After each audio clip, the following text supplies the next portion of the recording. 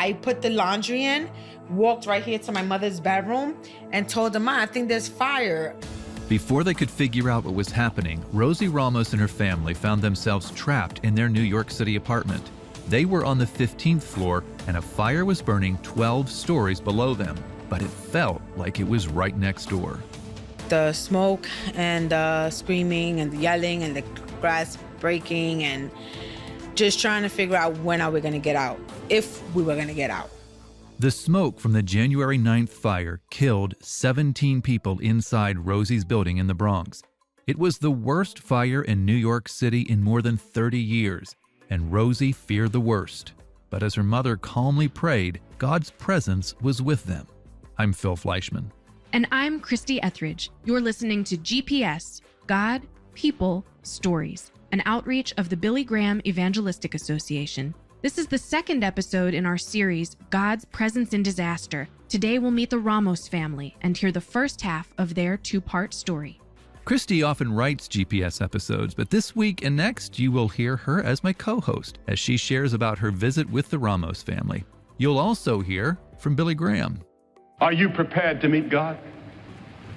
If a fire broke out here tonight and there was a panic and you were caught in it, are you prepared? Are you ready? You'll hear Billy Graham explain how you can be prepared to face death without fear a little later in the episode. But if you'd like to know more about how you can have peace with God right now, go to findpeacewithgod.net. That's a safe space to ask questions and find out what the Christian faith is all about.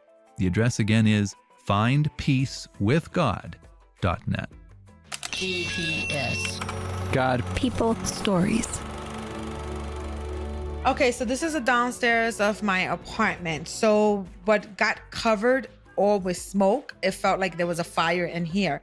Rosie Ramos has lived in the same apartment building in the Bronx her entire life. I've been here 46 years. I was born and raised here.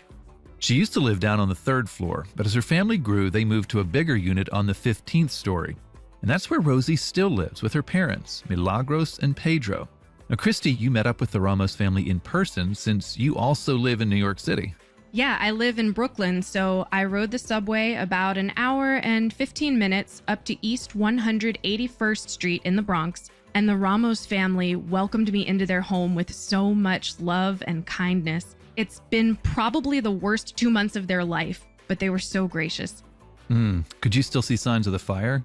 Yeah, for sure. The 3rd floor windows are boarded up after being smashed, presumably by the fire department as they put out the fire. And the smoke traveled through the building because some doors were left open, and it was deadly, particularly on the 15th floor. So when I got off the elevator, there was still a faint, smoky smell, and these big air purifiers were humming away in the hall.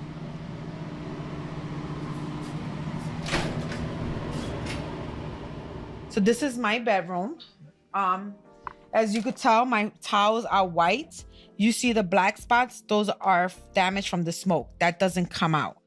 Rosie and her parents have a 2-story unit, so you enter their home on the upper level and the living room is straight ahead. There are stairs immediately to the right which lead down to the bedrooms. That's where the family was trapped and where their faith was tested. And because their faith is a crucial part of this story, we're going to start there with Rosie. I lost my faith when I was 7, when my grandmother died. I was very young, and I was very angry, very hurt. I was very disobedient. I was very mischief. I did a lot of bad things in my life. You know, as an angry child, I didn't know how to confront, but I knew of Christ. My grandmother brought us up in the church. Rosie's family immigrated to New York from Puerto Rico in the 1950s. This is Rosie's mom, Milagros. I was born in Puerto Rico. Yes, I came here when I was 13 years old to the Bronx. Today, Milagros is 81 years old. Her husband, Pedro, is also from Puerto Rico. He's 71. They wanted to raise Rosie and her siblings in the Christian faith, but like Rosie mentioned, she lost her way when she was just 7 years old. I was just blinded, I guess you could say, by the enemy with my anger. Rosie said she was out in the streets, drinking, smoking, and getting into trouble. Then she became a teen mom, and all the while, anger raged inside of her. Then God broke through. Rosie was in her early 30s and had 4 children by then. Even though I didn't go to church, I made sure my kids went to church every day with my mother. I would get them ready and send them to church. They had to know about Christ, even though I didn't go. And even though I wasn't a believer, I made sure my kids were brought up and that they went and they were in church. Of course, Milagros was hoping and praying her daughter would come back to Jesus, but Rosie had no interest in going to her parents' church. So when a youth pastor there started a new church nearby, Milagros kept mentioning it to Rosie. Me and my mother got into it, and I was like, oh, and you're supposed to call yourself a Christian? I don't want to go to church. Not long after that, Rosie got another invitation to check out the new church. This time, she was in a group including her children and her sister's family. They were like, hey, you want to walk down the block and go check out that church? I was like, okay. So we just got up and we just went, and it was actually Bible studies. It was a Tuesday, I will not forget, and we walked into the church, and it was just like, that's where God wanted us to be at. All those years of running away from God, all those years of rebellion and anger and hurt met their match that day. It's one of those things that can't be explained except to say that the Holy Spirit changed Rosie's heart. As soon as I got through that door, as soon as I got to in front of the door, I just started to cry like a baby. The Holy Spirit just had his way with me. And I made it all the way to the front. They sat us down, and I was like, okay, God, speak. Rosie sensed God's presence with her in the church, and she knew she had to do 2 things: forgive and be forgiven. And once I said, I forgive, and I let it go, I was a new person. I had to let all that anger, all that hurt, everything away. I mean, and like I said, God is still dealing with me. And, you know, we all have our days, where we fall and we tumble. We're not perfect.